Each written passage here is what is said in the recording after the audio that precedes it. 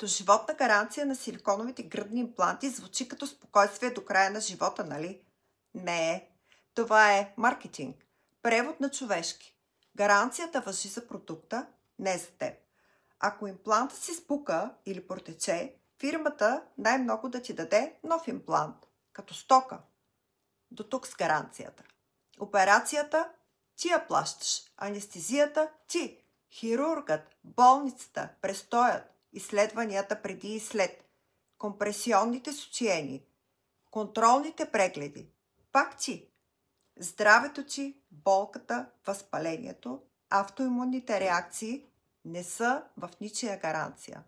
Доживотна не значи вечен. Силиконът старее, втвърдява се, набръчква се, може да протече. При някои жени след години, при други по-рано. И да, може да се спука и докато е в гаранция. Знаеш ли какво става тогава? Получаваш нов имплант в кутия. Нов живот не идва с комплекта. Истинският разход е другаде. Още една операция, още опойка, още риск, още страхове, още време за възстановяване и още пари. И ако през това време имаш симптоми, те не се нулират, защото някой е изпратил нова стока. Никой не ти връща нервите, съня, енергията, хормоналния хаос. Доживотна гаранция създава измамно усещане за сигурност. Чуваш доживотна и мозъкът ти превежда: няма да мисля повече за това.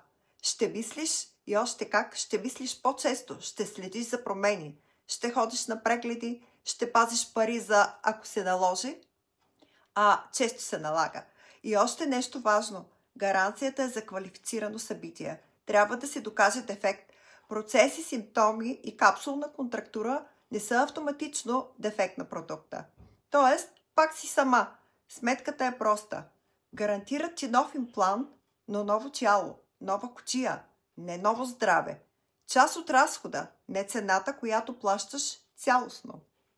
Затова ти казвам, гарантиране животът на силикона като стока, не твоят живот като жена.